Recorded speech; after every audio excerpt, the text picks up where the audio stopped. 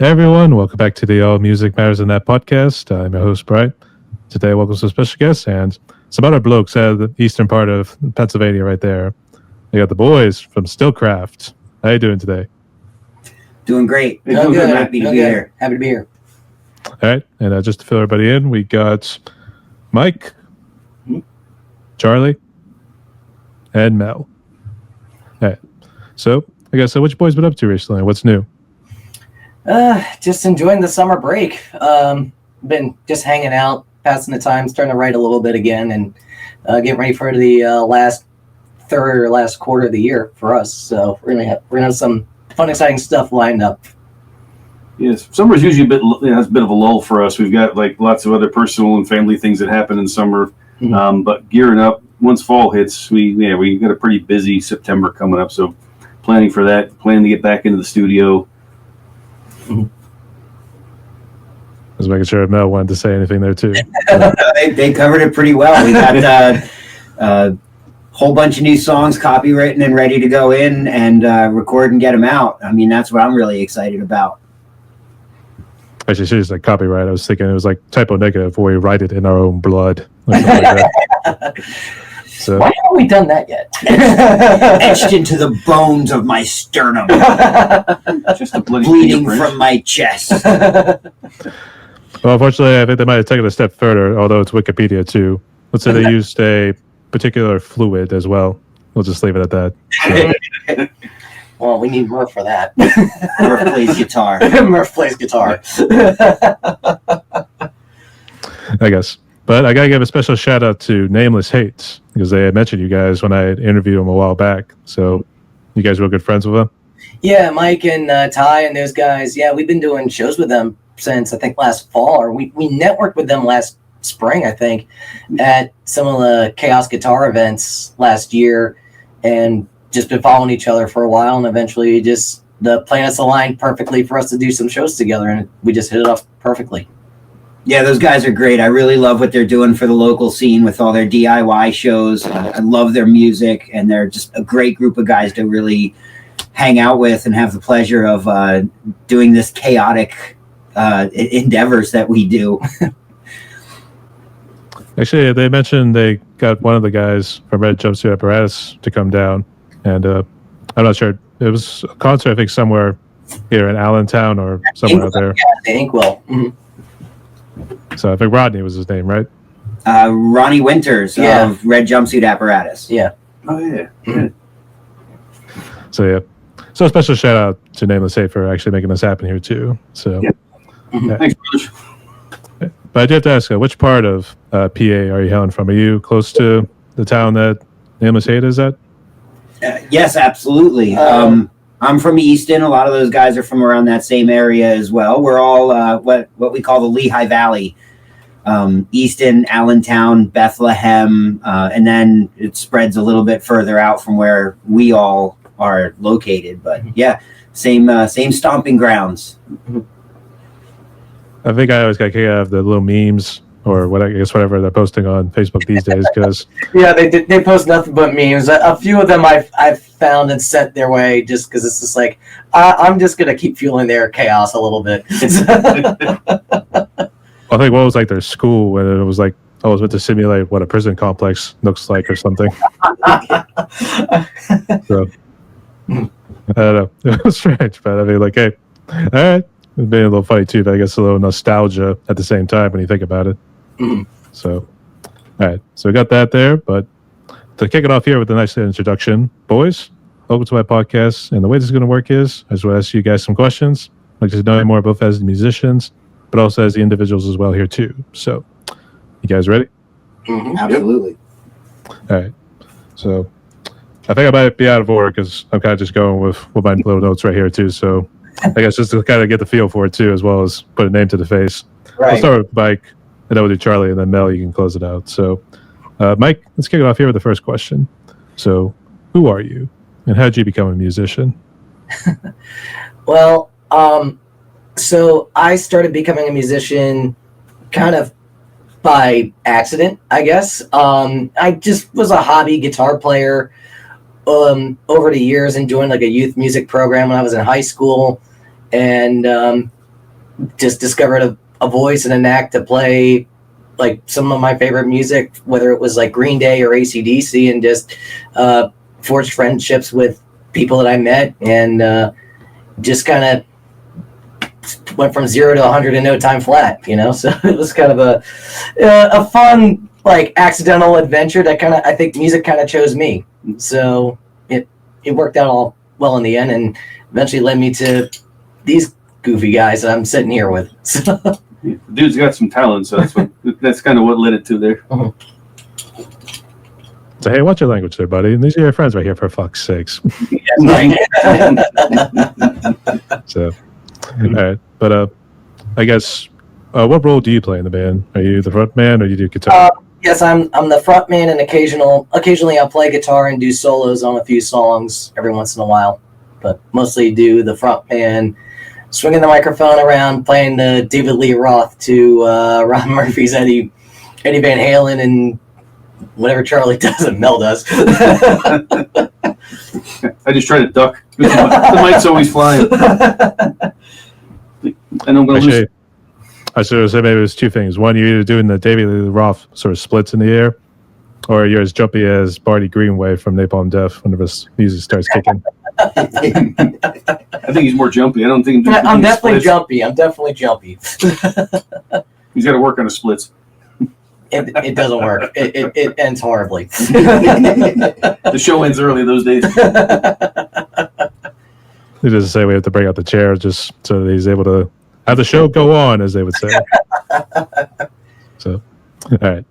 I guess, Charlie, what's your role in the band? I guess, what's your backstory? So I'm the bass player in Stillcraft. Backstory, I got into music more, a little bit later in life, probably in like my late 20s, early 30s. Yeah, I dabbed around a little DIY stuff in high school, just kind of always filled in bass a little bit for a couple of bands, but nothing serious. Didn't get into it seriously until like my youngest daughter was born and needed something to stick around the house with, throw on the headphones, just started jamming in the room and just going back and kind of revisiting my youth and listening to songs and playing along. Started jamming with some local musicians and just started this journey that just landed me at the doorstep with these guys, and found that every time that I kind of met up with another guy, they've been playing for a while, again because I was a little bit older. They've been playing for a while, so I always learn more stuff. Always get a lot of good like mentoring and just kind of like folks just showing me the ropes, kind of showing me some different things, giving me a lot of like pointers and things. So it was great, and it's kind of led me through. I ended up going out to audition for a band called Governing Murphy like 10 years ago now, and that was Ron Murphy's band. So met up with them, hung out, and that dissolved a bit, and just kind of started reforming. Mel came into the band. We started forming Stillcraft. Went through a few singers. Mike came in, and it's been a great journey. But I've been playing with Mel now for I think 10 plus years. 10 years now, yeah. Easily. Yeah. So learned a lot, and so I'm definitely still growing too. And I'm still like really early in the curve, man. I got a lot more years left. Don't let the gray beard fool you. You're doing great, Charlie. There's one towards that gray right there too. So yeah. Every once in a while, they put some stuff on the refrigerator for me. So. Look, the bass player wrote a song. We're never playing it. I was just thinking more like I don't know how big you guys were into like South Park, for instance. I guess when it was like Cartman, Tolkien, and Butters, they formed a little Christian group right there. Yeah. It's like, Tolkien, we've been over this. You're black. You can play bass. So. Charlie, damn it! Charlie, you have a bass. Go find it. Go play it. Like, okay. Basic as you want, Charlie. Just give me a goddamn bass line. God damn it.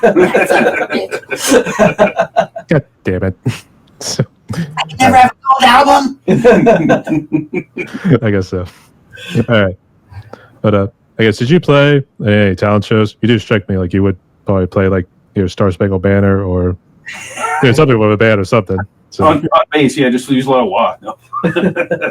No, It could happen. It could happen. I used to do. We did sound for talent shows in high school. Actually, we were helping my buddy. It was mostly just me and the assistant, kind of running the equipment. But yeah, I didn't do a whole lot when I was younger. Didn't do a lot of talent shows. Actually, brings up the thing like when we first started playing, we ended up doing Battle of the Bands as our prior band. So me, Murph, and Mel.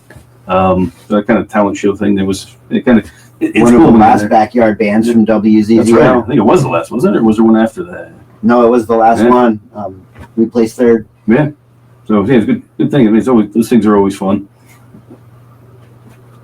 Actually, the reason I said Star Spangled Banner, I still remember. I might have been a freshman in high school, but it was one of the guys. It wasn't on the actual guitar, but he played the first half like he normally would. But I think the second time he actually brought it up, he actually played with his teeth. He played the second half. So, Yeah, the bass strings kind of hurt though. take it like a man. That's what I do. All right. We'll get to more of the band in just a sec, but let's hear Mel's story. Well, I was born a musician and born into a musical family. My dad had his own little band and recording studio kind of thing when I was growing up, but ever since I was young, I was pounding on pots and pans and picking up his guitar. So it's not like something that I like had to endeavor into becoming. It was always like nourished in me. By the time I was a teenager, I was really good on the drums and playing in a classic rock cover band. My first gig in front of people was 13 years old at the Old Stone Inn in Glendon. Did a lot of pro audio through high school and the years afterwards. Lots of original bands at that point in time. Slowed down a little bit afterwards and just started doing more jam sessions and open mics throughout my 20s and 30s, and that's when I met up with Ron Murphy and got brought into this. A lot of what I do isn't just playing drums. It's also the writing, the instrumentation. I'm really getting into production and recording on a personal level now, so that's really taken me on this other journey, advancing everything that I do musically. It's been fun. It's definitely a lifestyle. Yeah, he's not lying. I mean, he's definitely born a musician. If you meet him, you're at one of our shows. He is the musical heartbeat of the band. So. He's the most hands-on out of everybody. It's like if it's not drums, it's dialing in the soundboard and refining everything, making the show just go that much smoothly. So Yeah, it's always a smooth ride when he's around. So. No, Thanks, guys. He feels it. Like, you just. It's like we're really fortunate to have him, and again, got to do the shout out because it was such a cool moment. You mentioned Inkwell, we mentioned Ronnie Winter before, so we get done with our set. Ronnie does his acoustic set after that, and I'm up in like the area for the bands, kind of watching him take recordings. Like I haven't seen him play live lately. He's just playing acoustic. I think he played a song, and then he stops. He's like, "Hey," he's like, "Who was the drummer in the band before?" So I'm like, "Hey, who was the drummer before?" I'm like, "Wait, that was us." He gave a shout out to Mel because again, he said live drummers. He said it's really difficult to find someone that plays with that feel, that passion, and just that technicality, just in a live setting. He's like most drummers can't do it. He's like that was all. It was really good. I mean, just stopped and told everybody in the room. It was an awesome moment. It was That was a good thing. You can ask the nameless hate guys. They were there for that too. I think we're all just stunned watching this. Like, holy shit, that's really fun. It was definitely a welcome shout out and good little fluff on my ego. So well deserved. I thank you, Ronnie. If you ever get to see this, thank you again for the compliment. And a shout out to the Morning in May guys for actually putting on that show. They reaching out to us. Yeah. If it weren't for them, none of that would have been possible too. So it's just that those moments that happen in music, man, that are great. It's just like that's just one of the things that's going to live in our history forever. Now, it was just a good night. Nameless Hate was there. It was fun. Musicians were great. We just had it was a cool night. So. Absolutely. I'd say, great kid. Don't get cocky. That's the deal. That's right. No, Right, absolutely. No, humbly, like when we're doing what we're doing and we're down here in I don't know, in the thick of it, when it's like you're working hard and you're not always noticing the recognition, or you're feeling your fan base growing, and you're trying to just write, be authentic, and do great things for other musicians as well. Like it's not about me. It's about the whole scene. It's about music in general, the way it affects and changes our cultures and leads them forward. The way it affects the way people think. You know, music can bring you back to a moment in life that that meant something to you, Yeah. and it can take away your sadness. It can help you understand other people's as well, and it's music is life in so many ways. Like, we live via vibration, and it's an honor to be able to do that. Yeah. Some cosmic vibration from so far away, if we want to say it that way. Or if we want to get poetic. So, yeah. I can't feel it. I'll turn up the bass more. I mean, yeah, you do feel the bass. It's like my heart is pounding from that bass, man. Turn up the bass. So, I should say Passion of Christ. We just call it the Passion of the drummer in this case. Right. Well, we do call him Jesus on occasion, though. I have been called the Messiah. Who was that homeless guy wearing the bandana who was giving me shirts right there at the merch store, man? Are you sure you haven't been to one of our shows? Actually, the reason I brought that up too was like the lead singer, like Decrepit Murph. I mean, he's just got like the funny dreads, and he just looks like a homeless guy. So it's like, anytime I see guys who are bearded or anything like that, so too, I think like, will people assume the guy is homeless if he's looking like that, a little disheveled? Hey, what do you call a drummer who breaks up with his girlfriend? What's that? Homeless. Fair enough. Yeah, both come first. So, right. So, just real quick, did you guys go to the same school district as Nameless Hate, or were you guys different schools? Very different. I would like Different schools and completely different time periods. Yeah. Especially for me. Yeah. So I'm close. Yeah, I'm probably close in proximity to Mike. He's in Bangor. I'm in Wind Gap. So, the bass players, they're close. We don't even cross paths. We probably live like 10 or 15 miles apart. But a little bit of an age gap too. So Yeah. definitely went to school at different times. Yeah, I think they're closer to me in age, though, or slightly younger. So, based on the comedy and how much that Mike and Ty and I and those guys, like a lot of the things and references that they make is like similar to stuff that I'm familiar with. So it's like, okay, so they're closer to me in age bracket, I'm sure. So, All right. But regardless, I guess let's go ahead and jump into Stillcraft here. So, I think Charlie, I jumped on it a little bit here too. It was like you were doing Battle of the Bands. You eventually formed the one guy with Murphy, and then let's see, like it slowly transitioned into Stillcraft. But I guess for the audience sake, just give more of the history about Stillcraft and how we got to this point. Me? Okay. Joined the former band called Governing Murphy, right? So it was a band that Ron Murphy was in, kind of namesake band. It's been around for a while. But yeah, they started having some member turnover. When I joined, they were in a transitional phase. I came in, and Murph's like, "You're my bass player." He's like, "From now on, you're not going anywhere." And we tried to go out, started to learn some of the songs, but then it just wasn't feeling right. Again, it wasn't the same band, so we formed another band called September Silence, and we started down a path of creating more modern rock. And that's that's actually the former drummer left. That was with us, and Mel came in. And it really solidified kind of that musical section. So me, Murph, and Mel have been playing together for over a decade. Yeah, the core of the band really solidified there. And then that singer, after recording a bunch of tracks with us, left. We lost those years of work.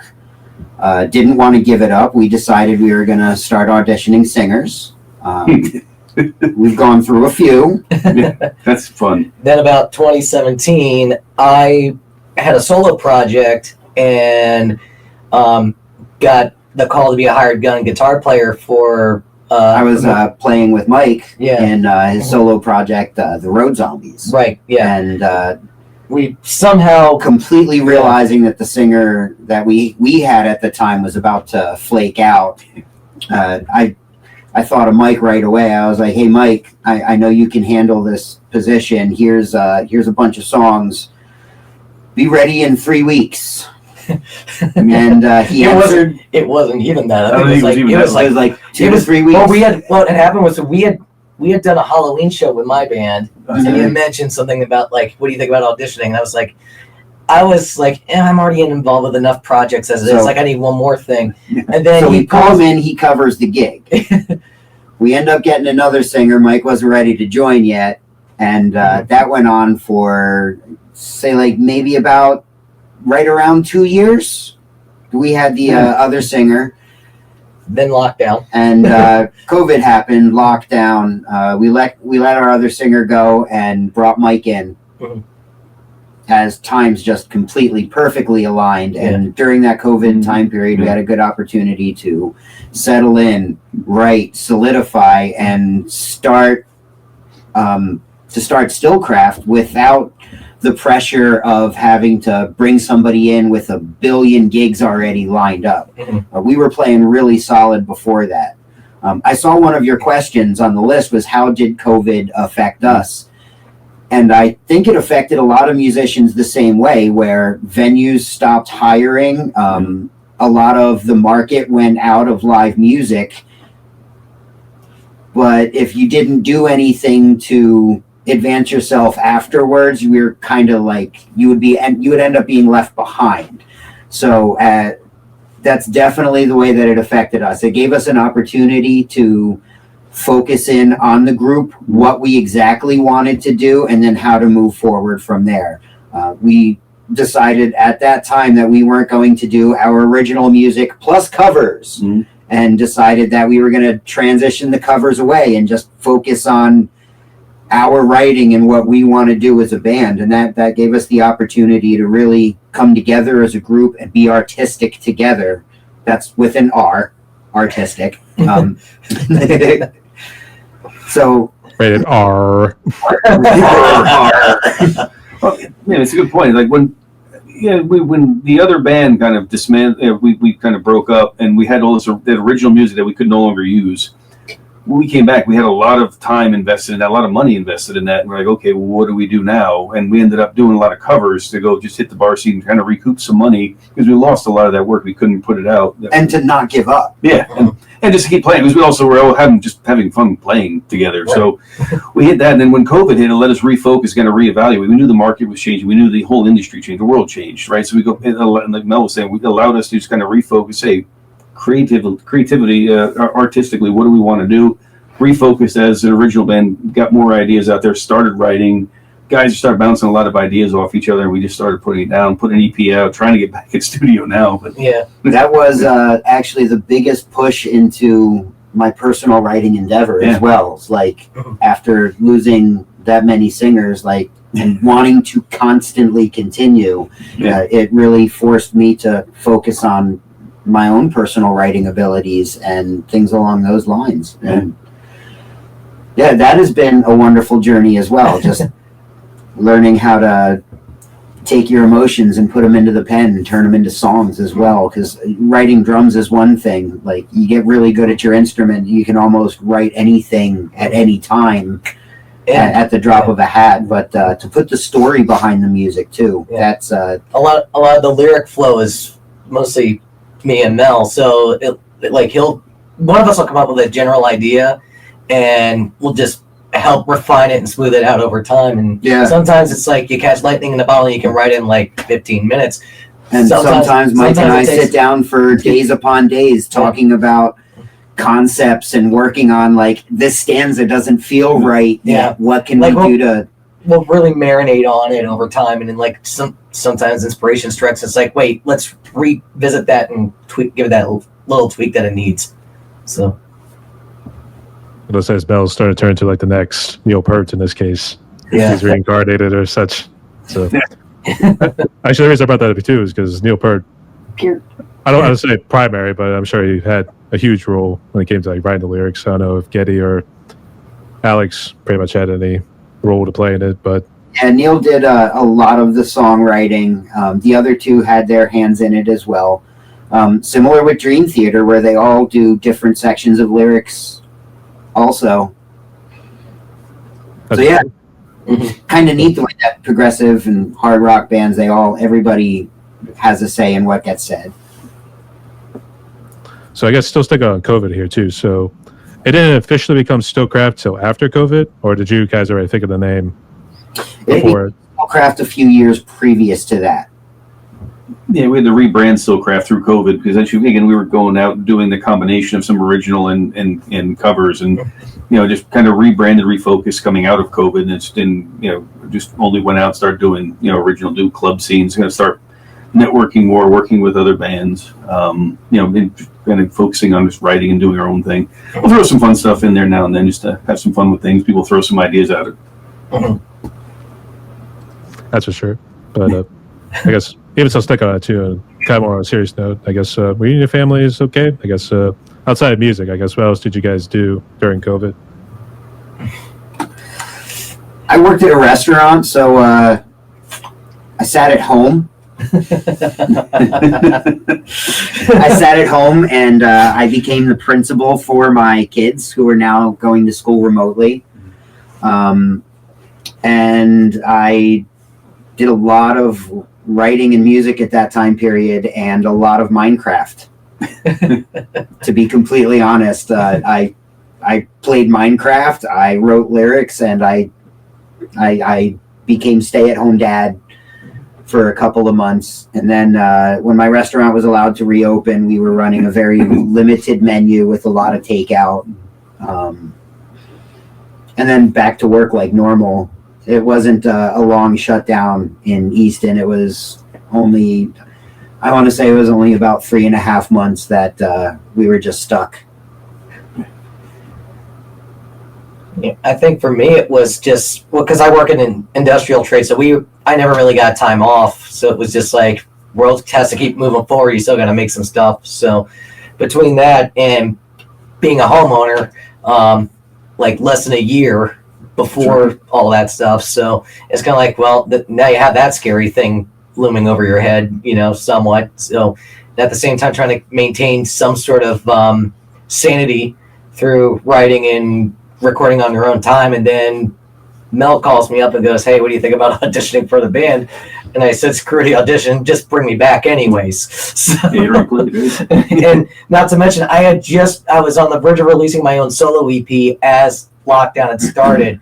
So a lot of those songs that I was releasing at the time kind of carried over during the pandemic. So yeah, the guys got to learn them. We got to play them for the first couple of shows and stuff back. So, and some of them we're still playing today. So it was a fun time. It was a weird time, but a fun time at that. It's definitely a weird time. Yeah.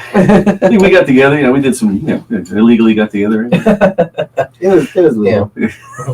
I mean, I live by myself, so it's like skeleton crew regardless. So it's just like when you come in here, it's like, we're fine. Just everybody stand on each corner of the room, we're fine. Exactly.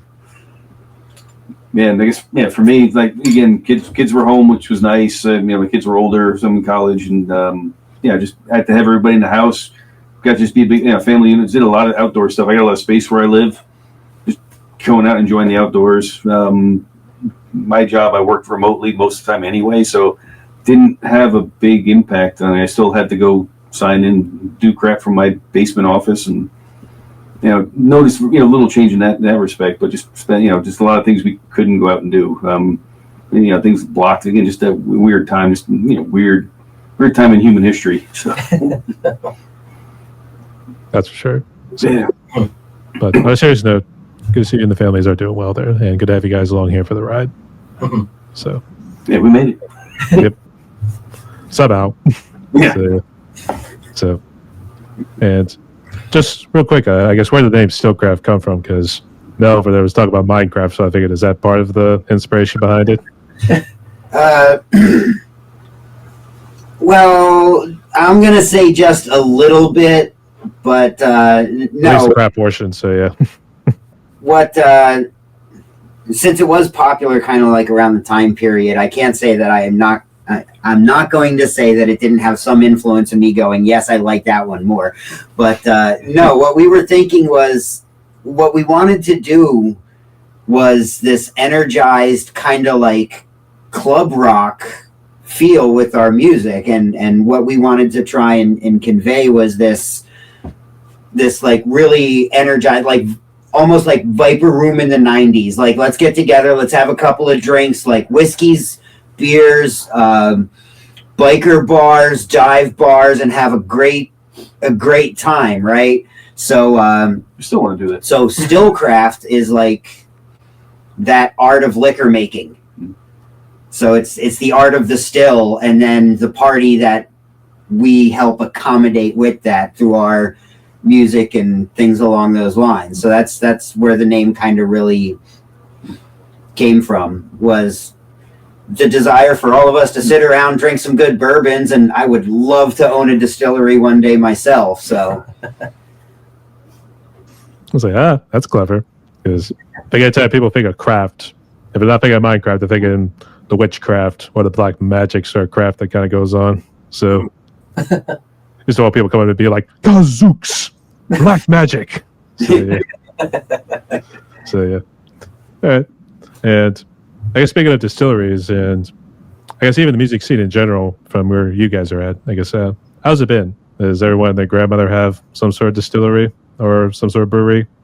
Yeah, around us, there's like breweries and distilleries just popping up everywhere. The seeds are planted.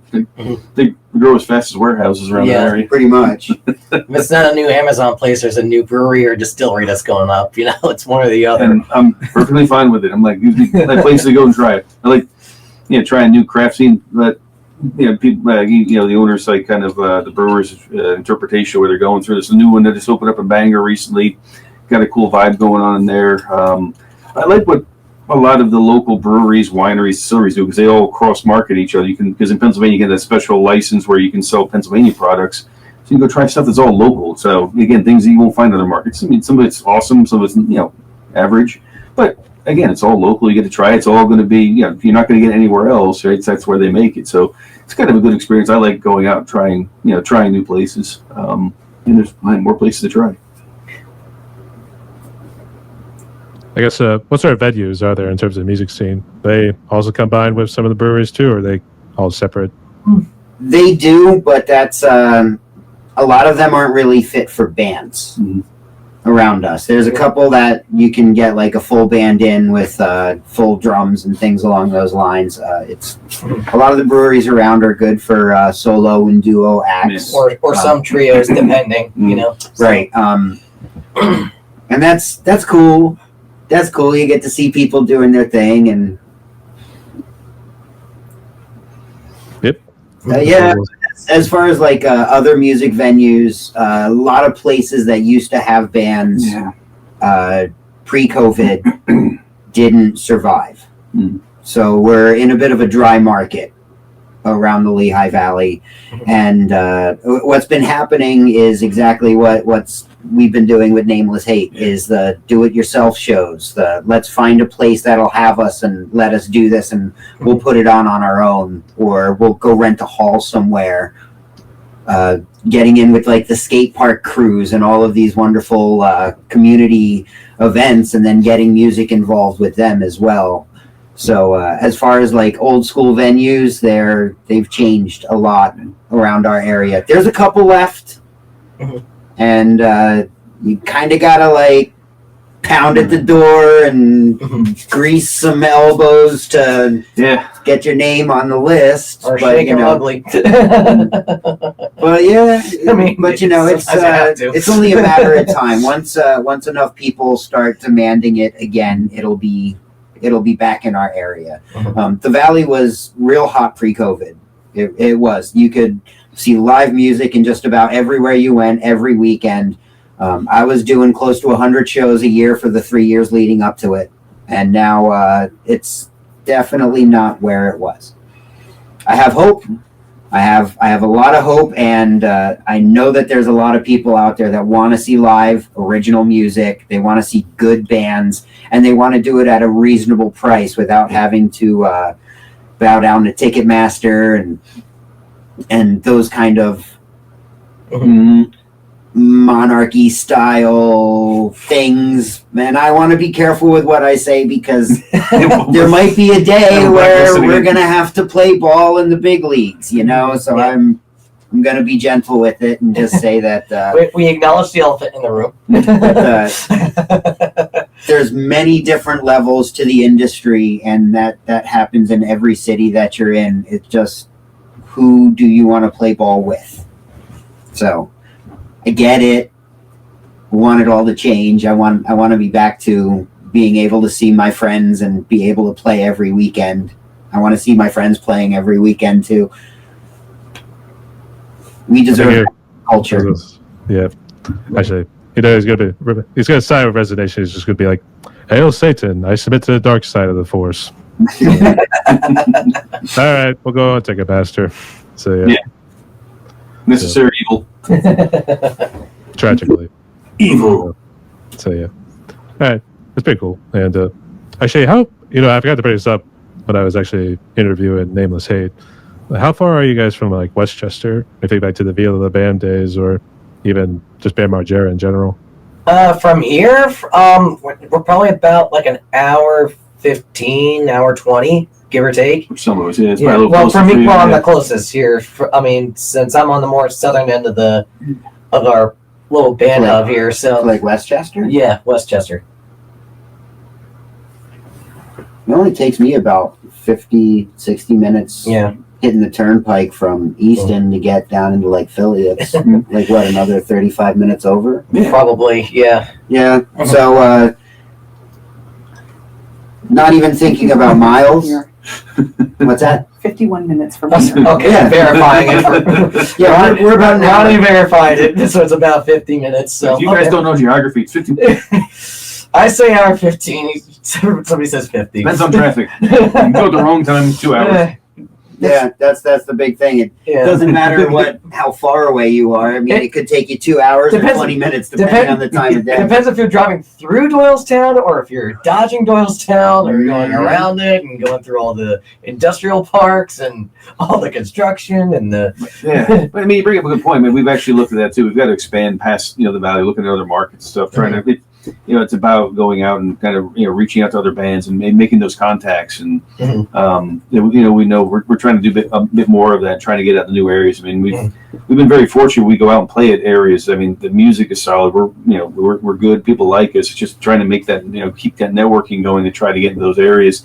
Get the music out and again meet other musicians, meet clubs, just kind of meet folks that are really into music. And right, it's just you said music is life. It's just a fun community to be a part of, and just watching it and seeing it growing now. You see, there's more interest now. There's a lot of talent really coming out now in the extended area. It's so it's really good to be a part of that. And I feel.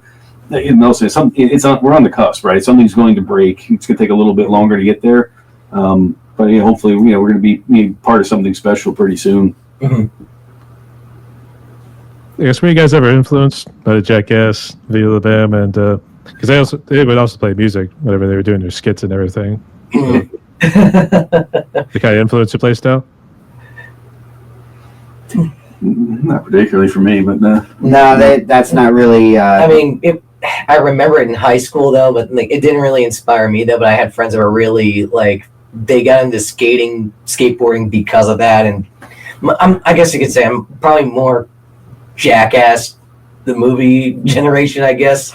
So we're just naturally jackasses. It just comes it's out. like Bam's alright, but I I'm think going to show my age, and I'm going to say that it definitely started with me, like closer to the Jerky Boys and things along those. Like that was more popular when I was in school, because that was what was going on then, and like, yeah, I'm really showing my age here with this one. But, yeah, I was just saying. So yeah, like Jerky Boys, the early skit television shows like Kids in the Hall. Beavis and Butthead. Yeah, Mhm. yeah, Beavis and Butthead was popular when I was in school and things like that. Mhm. That's my earlier influences. I never really got into. I'm gonna say it, I'm a sympathetic vomiter, so if I see somebody throwing up or something like that, I'm gonna chuck too. So I kind of stay away from that. I did not know that. Yeah, I don't really say it a whole lot. It doesn't come up in conversation. That's new. Yeah, I don't really. I can't watch some of the things that they do because I will like just empty, and I work really hard to eat good food, and I don't want to give it away for nothing. Insert the more you know gif here. And knowing is half the battle. Old school references again. all right. But I know you guys mentioned earlier about bands that you do cover songs for. So I guess what songs did you cover, and I guess who would you consider has been like a big influence on your play styles? Well, for me, I think like the bands that we kind of that we were covering that are still influences to me were like the Misfits and Social Distortion. I'm like an old school punk fan at heart. So like that was definitely a big influence. I know that with Murph in the band, I know when we would bust out like Alice in Chains and Pearl Jam, that was like another big one as well. So yeah, I mean, I think now there's a couple of songs that we still cover. You know, if we add one in for a set, like we'll cover some Chevelle, which is always fun. Like, yeah, that I always gravitate towards the heavier stuff.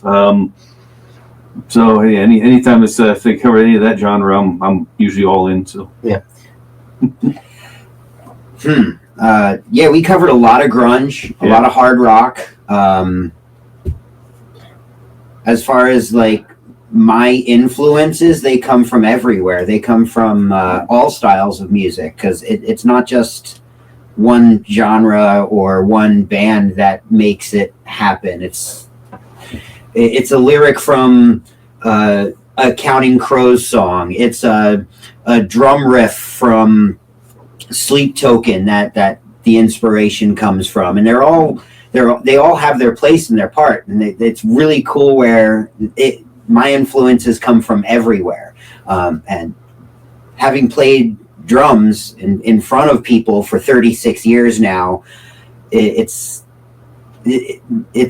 taken such a spectrum of the people that I've listened to, the people that I've studied, and just even the changes in music my entire life has been really neat to watch. Like I was in middle school in the birth of grunge, you know, and then the Napster revolution, the introduction of auto-tune and T-Pain, the East-West battles, you know. So where are my MySpace homies at? Where are they at? Yeah, right. MySpace, Winamax, LimeWire. Where are them? Where are they at? They're all still downloading movies off of Pirate Bay, you know. So it's my influences are so broad. It's really hard to just narrow them down. But I will say that all of those classic drummers and great guitar players out of the 60s and 70s.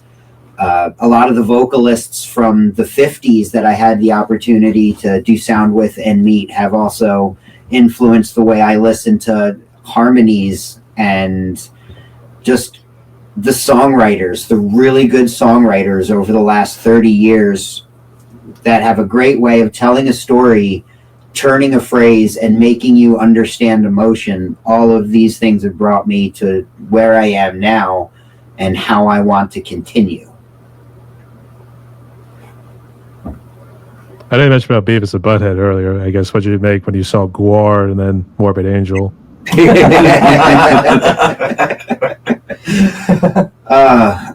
I worked with Gwar when they did a show at the Silo in, I want to say it was about 2002, and getting to do sound and lights for them back then was an absolute amazing experience. I was only shortly out of high school, and it took me days to get blood out of my clothes. What did you use?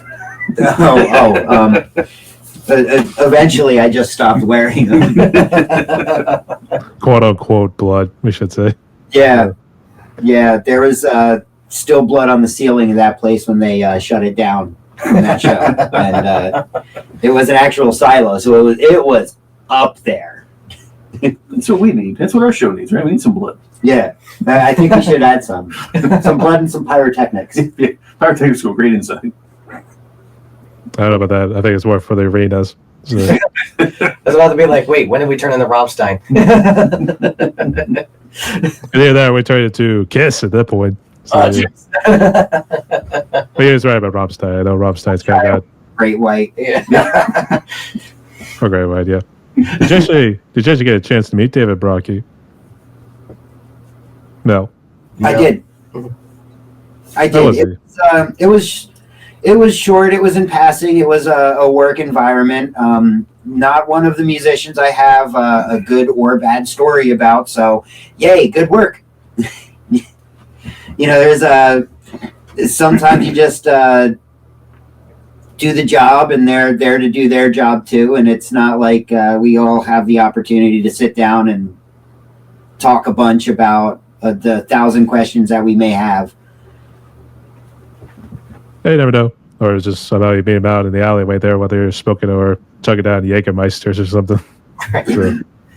So actually, well, the other reason I brought it up here too was a friend of mine named Brian, also out of Virginia. I don't know if his band, I probably saw a post, something was going on with the band, but Sacrificial Betrayal was their name.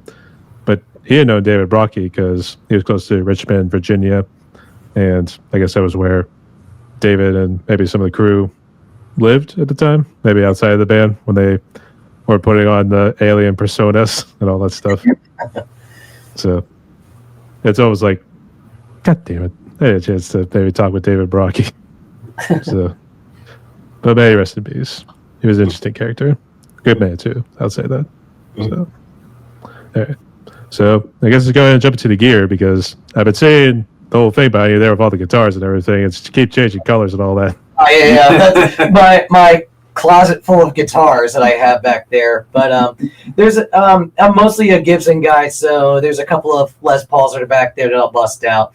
But yeah, I've just been a guitar aficionado for, gosh, I think I really started getting into my guitar collecting, like, I'm going to say 2012, 2013.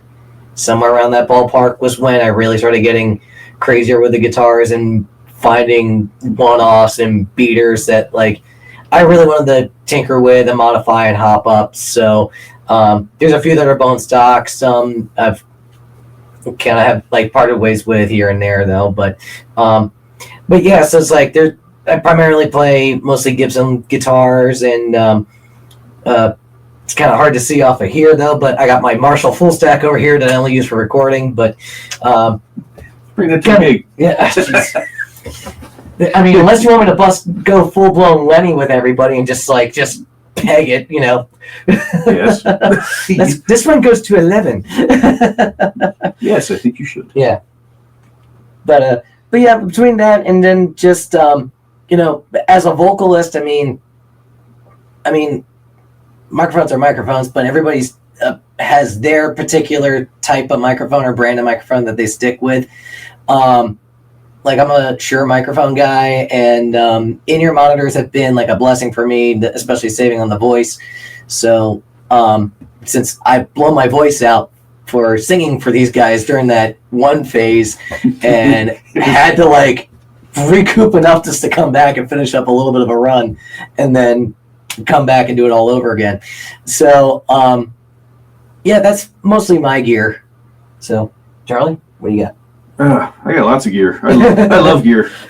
I've probably rolled through like 100 bases over the years. I like trying out new stuff. And yeah, I have, I guess, yeah, the things that I've kept, you know, so I've hung on to some German Warwicks, which are really cool. They have a great sound to them. But any kind of weird oddball stuff, I don't have anything really traditional except for maybe a Lakeland Geezer Butler bass. Yeah, I actually have a Geddy Lee jazz bass now. So, I mean, those are like traditional. Everything else is kind of weird shaped, oddball, one-off basses, special runs, signature basses. And again, I've rolled through a ton of crap over the years. Yeah, mostly I'll play the Warwicks through kind of Mesa bass gear at this point. Run through pedals. I know when I showed up to audition for the band years ago, the drummer at the time, I'm setting up, throwing my pedal board down. He's like, "They got pedals for bass?" I'm like, "They do." I do a lot of overdrive and just have a distinct, unique kind of sound, and you know, it kind of blends in really well with the band. Me and another buddy of mine are always trading pictures, like we're trying to like go one off each other. We're trying to do the bass battle, but he's far surpassed me at this point. He's got some really cool shit. So, but seeing if he sees something that he knows I'd like in the market, he sends it over. I'm like, how do I get this? So by trade, I still, yeah, just I have fun with it, just trying stuff. Again, much like music, like gear has history. Sometimes I predominantly have only bought used stuff. Find out, find a little bit of history from whoever I buy it from. Some things they've been road worn, they've been beat up. You kind of wonder, what has this thing been through? What's the stories behind this? Just fun shit like that. But yeah, so if you see anything cool, 4-string, black, yeah, send it my way. I'll take a look. Except the one time I used my white P bass. I do, yeah. I do have one silver one. Oh, okay. It's Troy Sanders, yeah. All right. I might have to bust that one out then. Yeah. I have one drum set that I've used since I bought it. It's a Tamastar Classic. I got it in the late 90s. It was sent to Dave Phillips Music and Sound for Kenny Arnoff to play at a seminar. That's when I purchased it, right after he played on it. I then had them make 2 more toms for it to match my specifications. It's the only one that I've used. I use Zildjian cymbals, a lot of Tama or Gibraltar hardware because it lasts. It's really worth the money. For my studio and writing room, I have a Roland TD-17. I have a Yamaha Classical, Takamine 12-string, Fender Stratocaster, an Ibanez fretless jazz bass, and I do most of my writing and work at home on PreSonus Studio One with 32SXL board. And while we're at it, we should probably address Murph's rig, which is guitar. Murph plays guitar. Murph plays guitar. He's got a blue one, a black and orange one, Red a one. tiny little amp through a Marshall cab, and it sounds awesome. Murph plays And he guitar. plays guitar. Murph plays guitar. Spoiler alert. So you guys a 4-piece, or do you have another member that joins? No, just a 4-piece. We are 4-piece. Okay, I just want to get that out of the way. So, Yep. is it still the same Murph that Charlie had mentioned earlier from Cabaret Murphy's? Okay. Yep. Just want to make sure. So, I guess diving into the lyrics, because I know Mike and Mel, I think you guys said you were the primary songwriters. So, I guess what do you like to delve into? Because I think I was listening to Whiskey and D. Stillcraft. That was You want me to start that one? yeah. I'm just gonna preface it with that was one of those lightning in a bottle moments where I think we wrote that in like 10 minutes. That was a super. We quick- finished that song out in about 10 minutes. Yeah. All right. Well, Opening song. there's a bunch of stories I can tell you about my past that weren't exactly me, but some of my family members and people around me. But I was at work one day and I had to pick up an egg delivery and give the guy a check. So my boss comes to me and he goes, "Thank you for covering the pickup tomorrow. Here's a blank check. You just have to fill it out." And that's where the first lyric popped into my head. Blank check, make it out to cash, pre-filled prescription pad. Now, those are 2 things that happened around me that had the police involved in my life. Somebody I knew stole a pre-filled prescription pad. And somebody else I was living with was forging checks. So both times I was like, what the hell just happened to my Saturday night? So those lyrics popped into my head. And then later that week, we're at band practice and Murph plays guitar. He's just doing this riff. And I was like, Do it dude, again. is that something? And he goes, no. I was like, do it again. So he's hitting this riff. And I'm like, dude, that lyric from earlier this week that just stuck in my head. Lightning in a bottle, man. Like that first verse came out. The idea of the song came out. Me and Mike walked into the other room. He slams the other verse down. We're like, does it work? We're singing it over top of these 2 guys writing it. And by I'd say like 45 minutes from the moment he had that riff and that thought came in my head, the song was done. Mhm. It keeps getting better the more that we play it. It just keeps getting more refined and heavier. Yeah. But yeah, the lyrics were based off of just a random line that triggered a bunch of memories and a great guitar riff. And kind of like that old school, like 80s, like Motley Crue kind of storytelling that you would think would happen when you listen to like Nikki Sixx or Tommy Lee go back into that. So it's almost kind of like a little throwback or a little nod to like that when rock and roll was reckless and dangerous, I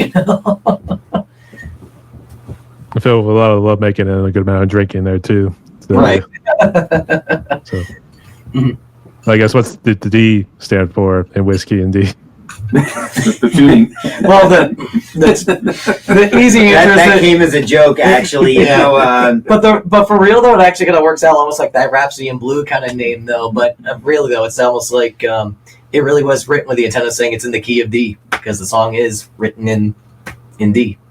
yeah, that was kind of the joke. I was like, what do you want to call the song? Because like cocaine and whiskey was a little too much. Coke Yeah, and Whiskey Party was the one. Yeah, and Wasn't like we were scrapped. calling it a whole bunch of different names, and then like, well, I was like, what key is the song in? And then they go, wait, hold on, it's the key of D. And I was like, great, Dick, let's call it Whiskey and D. You know, let's get our whiskey dicks going on. Let's make it happen. Why the fuck not? You know, we're a rock band.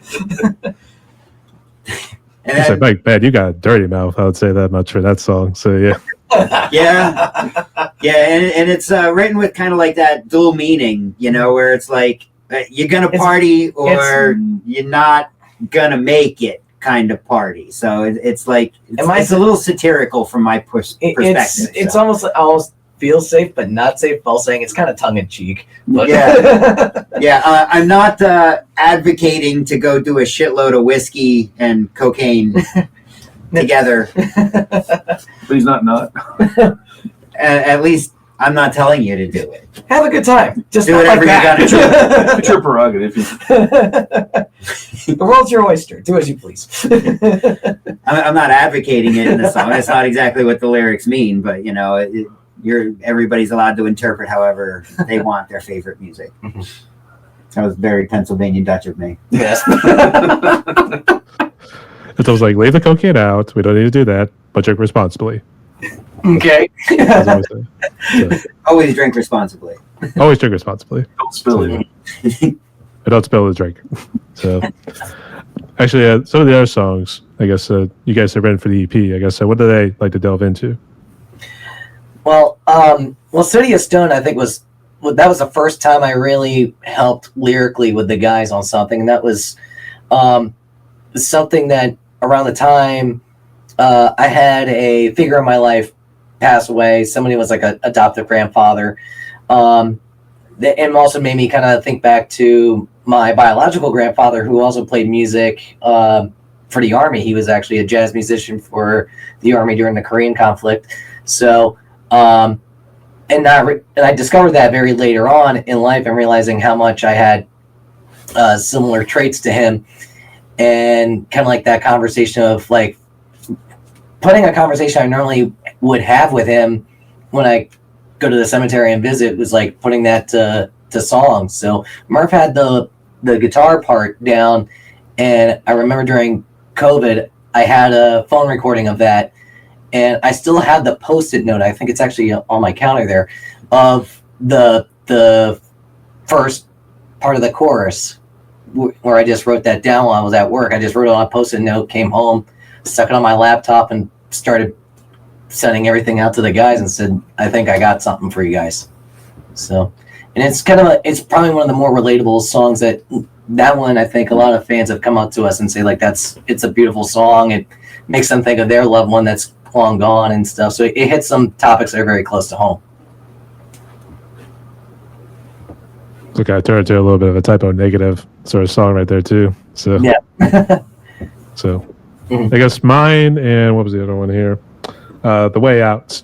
I guess those ones get a little personal, or is that maybe That's tell a story? The Way Out was I wrote that shortly after my father passed away. So yeah, it was definitely very personal. I was walking to work, listening to music. I was very much grieving and upset, and I just turned the music off, and I started just thinking my emotions through and going through it. And I got to work, and I wrote down what I was thinking, and then I threw it away. And then I came home, and a couple of days later, I wrote it.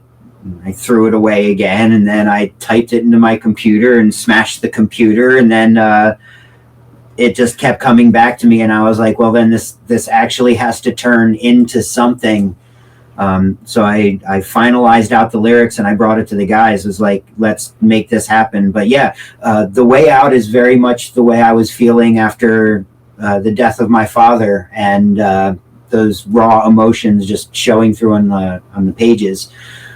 I like to take my observations of the world around me and my own personal feelings and try and turn them into something productive, like decent lyrics that we can relate to or understand in some type of way. And then hope that we have a great guitar riff somewhere to throw them at, like, because Murph plays guitar, usually comes through. Yeah. Murph always comes through with a great riff.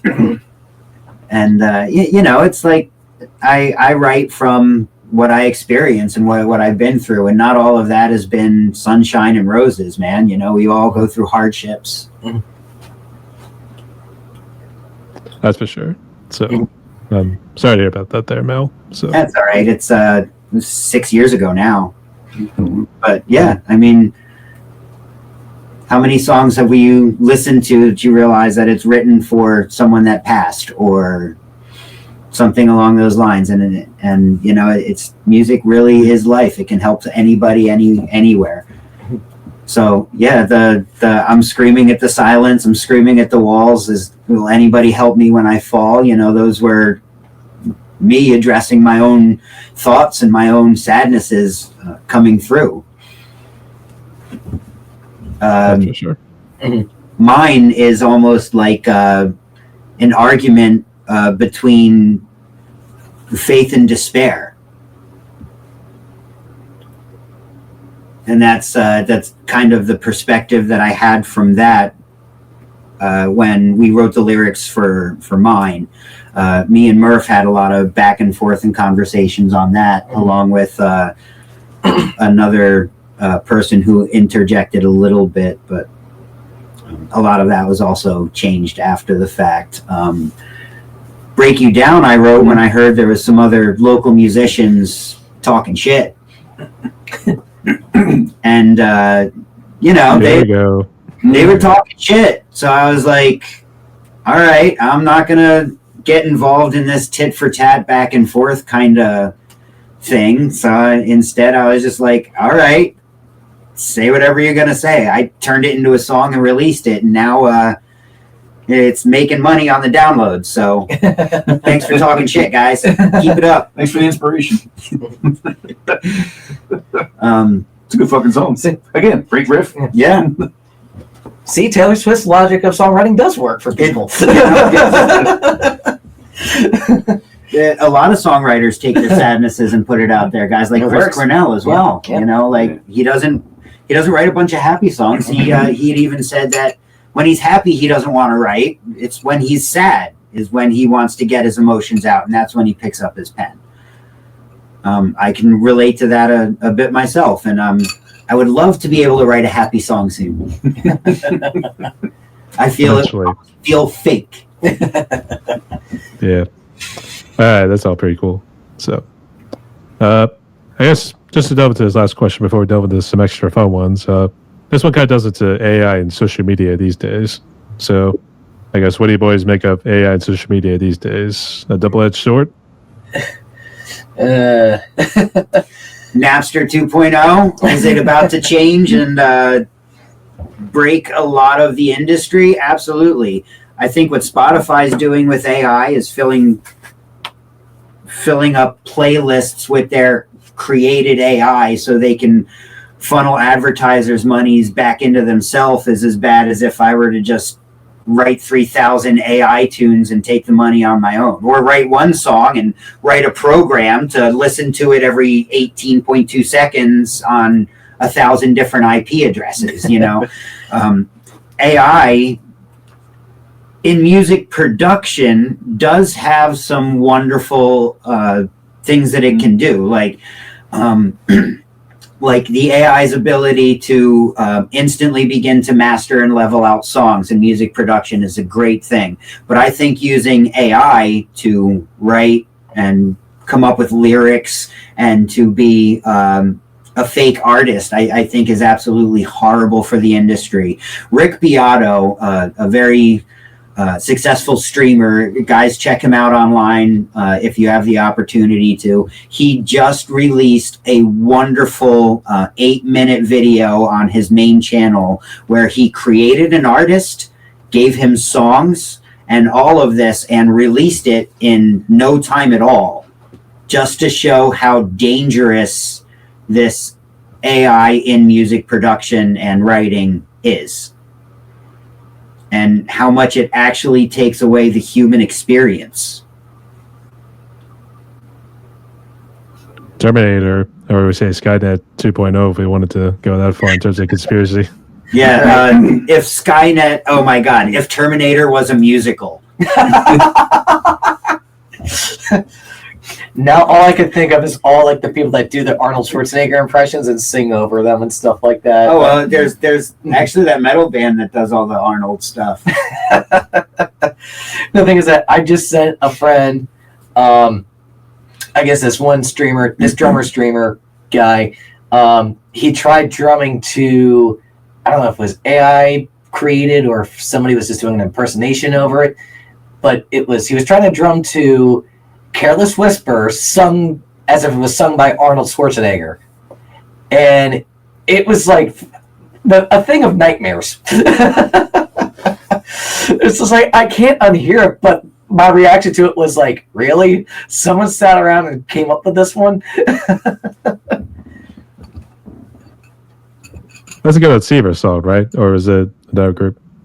Careless Whisper, that was George Michael's. George Michael's. And then redone by Caesar, yeah. Then later redone by Caesar, yes. Okay, I wanted to make sure. So, all right. But I guess what social media are you guys on? Are you on the usuals?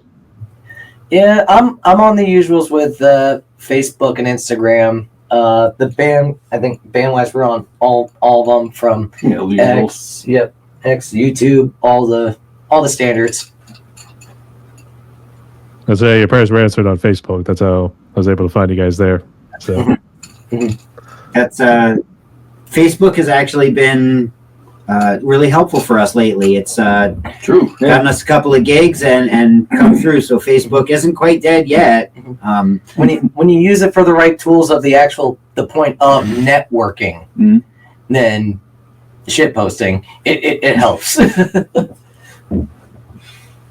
that, or they don't just block you after you hit follow, or I guess you hit the like button so many times, or you share so many times, or it's like, yeah, it's like I'm gonna friend this person and unfollow. I guess so. All right, but tread carefully with the whole thing with AI. So I guess we'll see what happens. And I do remember Rick Beato, or how do you pronounce it? Beato. Beato. Okay, I just want to make sure. See it. So I have seen his channel pop up a couple times here too, but I haven't had a chance to really look into it more. So I'll have to check it out at some point. He does some really great interviews, some really helpful lessons, and he talks about his opinion as being a music producer. I believe he was the one who produced Shinedown, but don't quote me on that. I think that was his first real big artist that broke out. His whole take off to the moon, sort of. Yeah. Say metaphor sort of way. Wow, here they are. And extremely successful really fast. I believe he was the engineer and producer on the first Shinedown album, but please don't quote me on that. I could be wrong.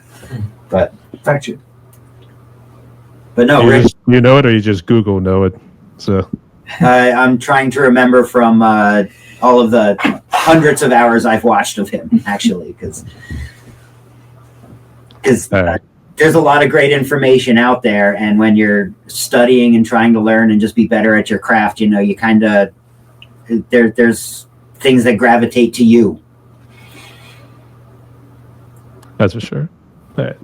But nonetheless, tread carefully, good soldiers. All right. So, boys, for brief questions here, pretty good. So, here, let's jump to the extra fun ones. Ready? So, all right. I'm curious if there's a particular dish I have not heard about, but I guess what would you guys list as your top 3 favorite foods? Well, do we Well, I think I'll do mine last, but Charlie, you're a pretzel guy. Yeah. Craft pretzels, craft beer, craft whiskey. Not all foods.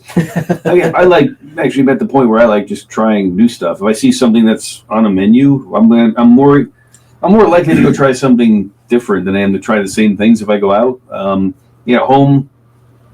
I don't know. I don't actually gravitate towards the same type of things. I like, just like experimenting, trying new stuff. That's why I've gone, rolled through 100 different bases. It's just kind of my personality. I love breakfast foods. I really do. Like I can eat eggs all the time. I will make a hell of a Monte Cristo.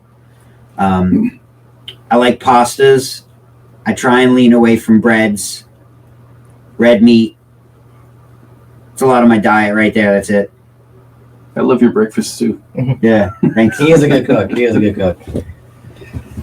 So I guess so I'm a known hot wing and chicken wing fanatic. So anything chicken related, whether it's boneless wings or even down to the simple chicken nugget, is just fine by me. But no, for real, I'm a real hot wing nut. I'm a big fan of classic Sicilian style pizza or just a standard steak and potatoes kind of meal. I would say, would you be able to do? What's the one YouTube channel where the people have to eat hot wings and then answer questions? Oh, hot ones? Yeah.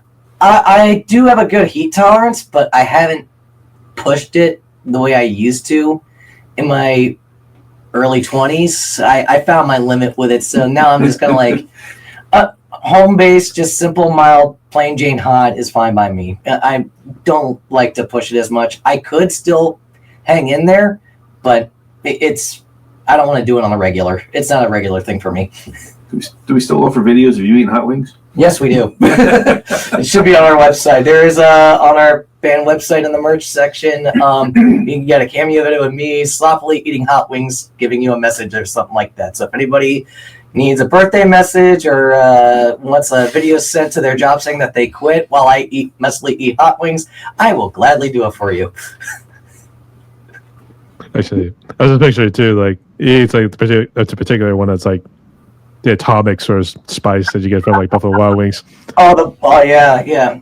I forget what's the hottest one that Buffalo Wild Wings has. That one's pretty tolerable, but the hottest one I've had was this place down in Florida that was featured on Man vs. Food years ago, called Munchie's 420 Cafe.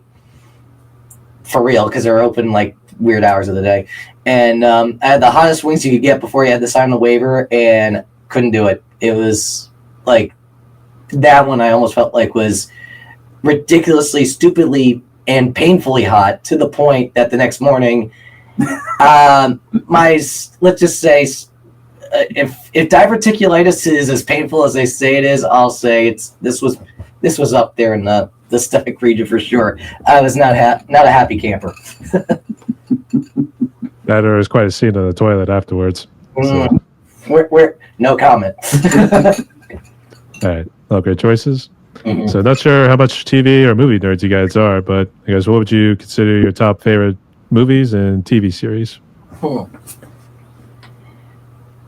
TV wise, I mean, I'm a pro wrestling nut, so I usually will watch a lot of pro wrestling shows like AEW, WWE. I follow that kind of stuff, and also fan of like zombie apocalypse horror stuff. So Walking Dead's a go-to for me. And is that what the wrestling is on the hat right there, or what's the hat? This is racing related, so I follow drag racing. Plus, I drag race outside of the band as well. So, being a car guy and adrenaline junkie that I am, I follow a lot of extreme sports and motorsports shows.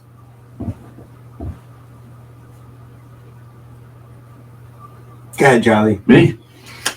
Movies, I don't know if I have any favorite movies that come to mind, but I think, yeah, like Mike said, as far as like shows or movies, anything zombie apocalypse related, anything about the end of the world, I'm usually in. Kind of just like to see anyone's take on how, we as humanity are just going to end. It's always fun. I just saw 28 years later. Saw that. They did a decent job with that. It was a good spin on it. And then historical periodical things, like just going back in time just to get a glimpse of kind of people's takes on what was happening. Like I love the Viking series when they came out. The first few seasons when it was a little more authentic. Same thing with like Walking Dead when it first came out. More authentic storytelling, kind of more basic, bare bones, not getting too complex in the storyline. Just kind of even go. It's almost like going back into like the original albums from bands when you kind of just see them when they first started out, what their thoughts were, just kind of the raw energy and just kind of the raw ideas coming out. And, so I love going back to like kind of the beginnings of some of those. It's background noise to me. A lot of it. There are some movies that I won't turn off if I'm clicking through for some background noise, and they're like The Fifth Element. If I put something on, it's going to be a cartoon. I do watch a lot of cartoons, and it doesn't matter. He sent them to us. It doesn't matter where they're from. Sometimes they're these random things off of YouTube that people are creating in their basements that I really enjoy to see, like the Big Les Show and Sassy the Sasquatch. They're entertaining. Of course, I watch Rick and Morty and shows like that, South Park and all of that. I have really gotten into animating also as a potential outlet for some of my artistic endeavors as well. But no real favorites to speak of, just moments, favorite moments. Yeah. So I guess in terms of zombie apocalypse, we should turn to you guys. Yeah. Or come here, since my house is built in the 40s and it's completely concrete bunker. So We were prepared for the nuclear warfare that Russia was supposed to be involved with. So yeah. Just cover everything in lead paint, will be fine. Yeah. Don't let you eat it. Right. Or don't lick it. Actually, Mel, were you more into the Hanna-Barbera cartoons, or was it even more the older ones? Still, yes, all of them. Mm-hmm. Yeah. I just want to throw that out there. But they got to put it back on HBO. God damn it. That's what I got to say. Agreed. Make it all available. All available again. Cartoon Network. We need Cartoon Network again. Bring back the OG Cartoon Network where you yeah. played that, and like bring back the other shows like Dexter's Lab and Ed, Ed and Eddie. Oh, those were great. Yeah, They're still great. yeah. But those were Nickelodeon. No, they were Cartoon Network. They were Cartoon Network. I can attest to that, yeah. Yeah. Mm-hmm. Back when Nickelodeon owned Yeah, that's true. that No, section. Rugrats was Nickelodeon. Right. Right. So, yeah. Mm-hmm. Yeah. Primarily Nickelodeon, yeah. Mm-hmm. Probably, yeah. So, Mhm. all right, all great choices. Mhm. So, I think you guys already mentioned what your favorite alcoholic drinks, but nonetheless, can you say what your favorite alcoholic drinks are and what's your favorite non-alcoholic drinks? Well, since I'm a year and a half sober, so I quit the alcohol life. So, but as of lately, it's been good old H2O. But just kidding. I do like some non-alcoholic beers or near beers still. Been finding a good sweet spot with a few of them here and there. Like Michelob Ultra Zero is a new one that I've been really gravitating towards lately, along with the standard Heineken Zeros. But I'm always exploring some new ones that are out there every once in a while. But what I've been sipping on tonight is just a standard classic pink lemonade, because I'm boring like that. What a nerd. Right? Nerd. I'll show myself out. Thank you very much. And he sings Whiskey and D. Whiskeys and bourbons. Whiskeys Oh, and you a dirty boy. So, yeah. whiskeys and bourbons. I gravitate towards them a lot. I really do. I like a good lager too. Mm-hmm. Was they non-alcoholic too? I guess you H2O as well. I That's know. Yingling. That's standard Yingling. So Well, just any good lager. Yeah. Like I've also been enjoying like the Vienna lager that's been popping up around the area a lot. Yeah, some good takes on it locally. They're coming out with some good lagers. And locally, they do a most places do a lot of IPAs, but you're starting to see IPAs some and good- ales, yeah. but like I like good lagers. Yeah. IPAs can be a little strong in flavor, a little too hoppy, a little heavy in the stomach too. Like I like a Those- lager because it has the depth of flavor and all of those things, and then they're not so heavy that I can't Mhm. that I can have 2 or maybe 3, not Yeah. feel like a keg Yeah. myself. Not look like And me. lagers tend to pair really well with whiskeys and bourbons. This is true. And so as far as alcohol goes, that's me. Put me in a shot in a beer place, and I'm good to go. But so I can match Mike, I like to make a drink I call a crapple, and it's apple juice, cranberry juice, ginger ale, and water. That sounds interesting. Yeah. Because that's not crap, is it? It's a crap. It's a cranberry apple. It's a sparkling crapple. Sparkling. It's one of my favorite drinks to do in the morning because it's all your fruit juices, a little acidic, a little bubbly, and some good water in there too. In that case, you might like the one that the Fun House in Bethlehem. I'm going to shout those guys out. One of the guys I meet up with down there we usually do like video game night and do like Quiplash. And one of the regular drinks that the guys get is a Tic Tac, is what it's called. It's like orange juice, vodka, Red Bull. And the bartender recently came up with a version one for a non-alcoholic where it's just Red Bull and orange juice. Huh. And really liked it. It's pretty good. So definitely good kick in the pants if you need to wake up for another hour and a half. So Those best beavis yeah, over gotta keep that caffeine drive going with that vitamin C kick. Right? Healthy. So jump out all over the place. Let's go. Little deal. Bing, bing, bing, bing. We're at the fast race. Charlie. For me, I'm kind of like more aligned with Mel. I do like some craft whiskeys and bourbons. Try to find some good local ones coming out. Also, and then start actually for Christmas. I got a smoking kit, so I can do smoked drinks, do some smoked cocktails. So getting in and starting to experiment with different flavors, throw different things together. A good smoked old fashioned, but with the right bitters, with kind of some of the right flavorings, and it's always good.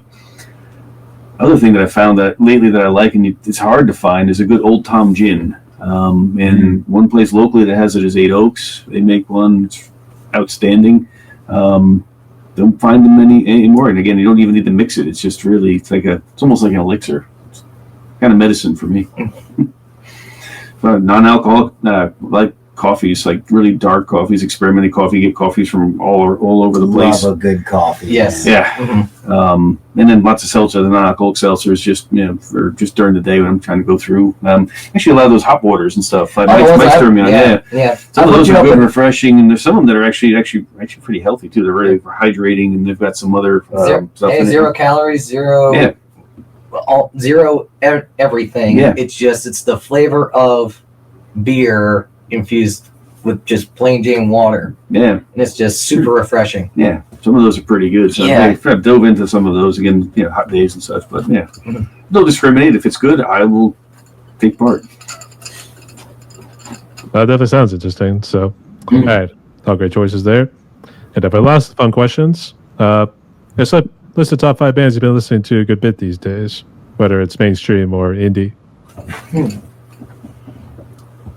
Top 5 in no particular order for me: Beartooth, Ice Nine Kills, Ghost, Sleep Token, and there's a band that I saw open for Social Distortion last year called the Bell Rays. They're like a gospel R&B influenced punk band, and it is one of the coolest opening bands I've ever seen. They are one of the coolest bands I've seen live, and I'm bummed it was just for that one little tour, but I'm kind of going like, please come back east, because they were so much fun to watch.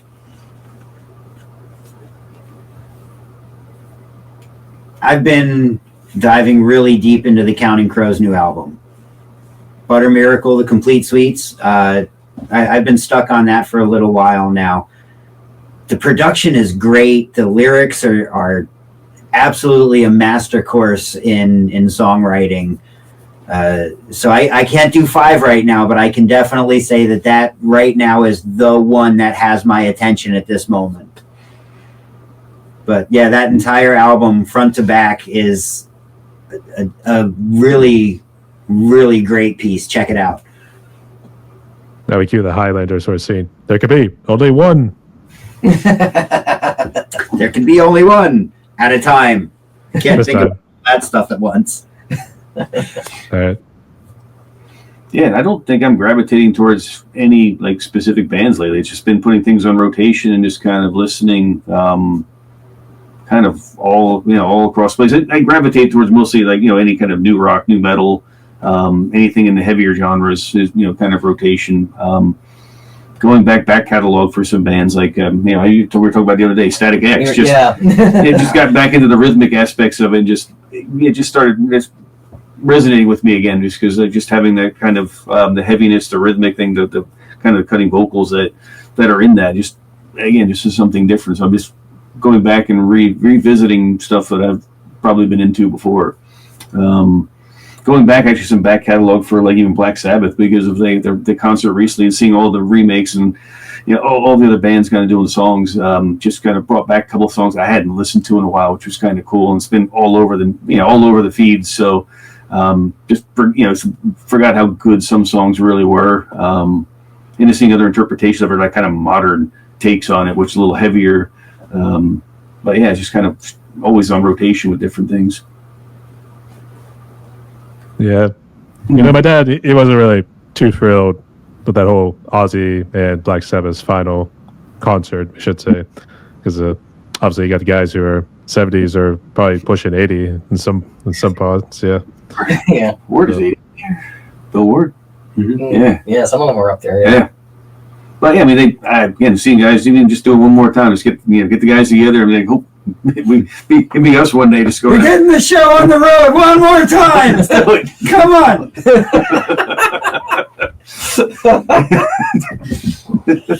Exactly, man. The fact that they can still do it, it still sounds damn good. And surprisingly, no one keeled over. Yeah. But man.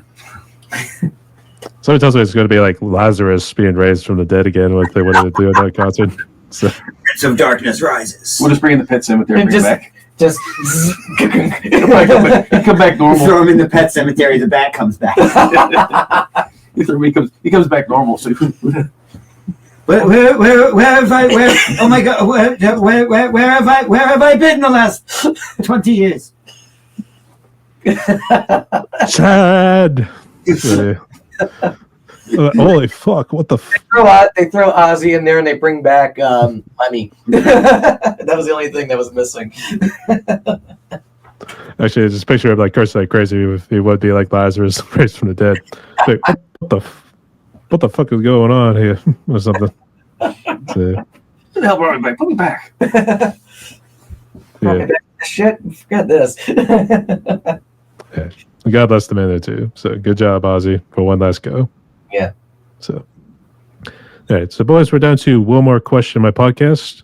Before we close out, would you like to ask me anything real quick or say any other final words? Thank you. Follow us on all our socials at Stillcraft Band. Murph plays guitar. Thank God for Murph. So, Charlie, anything for you, sir? I got nothing. No. Damn it, Charlie is the last word. Damn it, Charlie. That's not how. what those two said. So yeah. That's not the line. Whatever. Hey, we try. I try to be nice. Come on. That's the thing. No one else is. We'll put it on the fridge. We'll put Success. All right. But if there's nothing else, here's how the last question goes. But we'll make Charlie go first. He'll be his torture in this case. So, all right. So, but on a serious note, I used to form this question in around COVID because normally when I started this podcast, that's when it started right there too. But here's how it goes. Given the amount of negativity that you've been hearing these days, whether on the news or word of mouth or whatever, I guess it feels like people need some sort of hope or something to give a nice kick in the ass and get out the door, that sort of deal. So what would be your message of hope for musicians and people so they can move on with their lives? I think going back to some of what Mel said, I mean, go out, socialize, go see your favorite band or go out to a concert, right? Music connects all of us. With all the negativity there, actually, I was wearing a Seven Dust shirt. I saw Seven Dust back in Sherman Theater a few months ago. And again, they just brought everyone in the room together, just saying, "Hey, we're all family here. You're all there because we love Seven Dust, right? So we are all family. We all have something in common. We are all connected, and just bonding, right? Just socializing, just being human, just experiencing life. Experience it through music. I think Mel touched on that before. It's like it is, common factor, something that we can agree on, right? If you're there at a concert, you're there because you like them, so you already start on a common ground." Go out and enjoy it. Forget about the negativity. A lot of it is just trying to get us to focus on the negative. There's stuff going on. There's always going to be crap going on in the world. Focus on the positive. Focus on what makes you happy, and just connect with people and enjoy life. It's not guaranteed. The next day, the next moment, the next breath is not guaranteed. Just find happiness. Find the things that will just find you peace and just get you connected with your fellow people. Mine would just be challenge yourself. Don't be afraid to push yourself to discover your limits, and it's okay to make mistakes. It's okay to be angry. It's okay to be sad. It's okay to find joy in something that you may not think would actually bring you joy. Like for me with music and stuff, I did not think I would meet the amazing people I meet along the way. I did not know I would have the kind of career that I have if it wasn't for people that believed in me and said, "Hey, you can do this." And it's just taken me on this wild roller coaster ride that I haven't looked back on since. And it's just been something I'm very thankful for. And sometimes you may not know what you may find along the way or who you meet along the way, because it can lead to something that's really going to make you discover yourself. And it's my message is simply just like, hang in there. If you got something to say, let it out. Better out than in. And no matter what it is, don't be ashamed of it. Go out there and get it.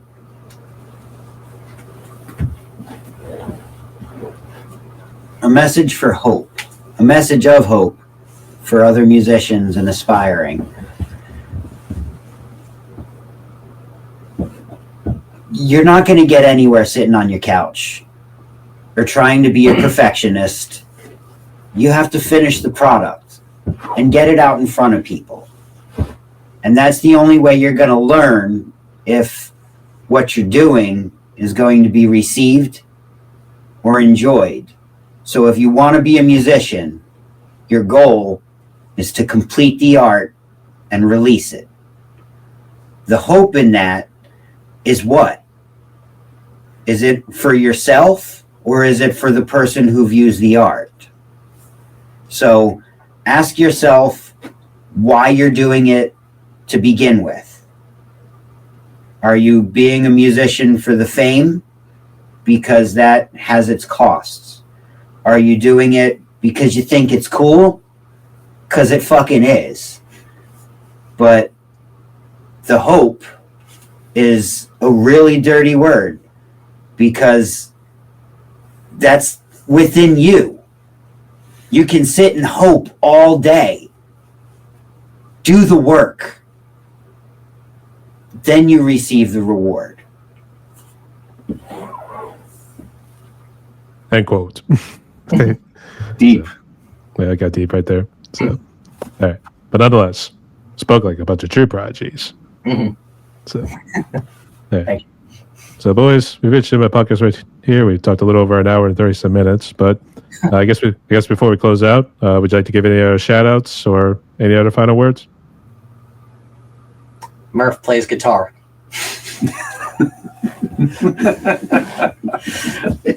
We wish he was here. We're thinking of him. I'll give the shout for that. Shout to all of our friends and fans that have been following us and listening to us over the years, all the venues that we've played at.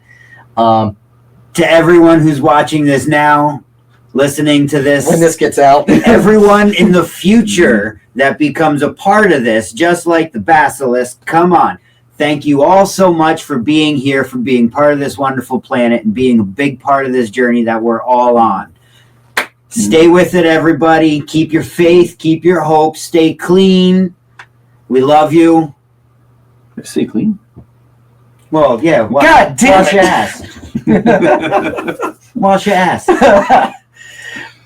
Words to live by. And of course, shameless plug, stillcraftband.com to follow us for all of our fun shows coming up, for all of our merch, and of course our socials on Facebook, Instagram, X, YouTube, and TikTok as well. So You see Mike dance. and eat chicken nuggets. Spicy chicken nuggets. Yeah. Especially. And oh yeah, autograph sticks of butter. We forgot about that. We gotta plug still the have those. autograph sticks of butter. We gotta clear those They're out. getting moldy, I think. I know, yeah, I know. Can't eat them now.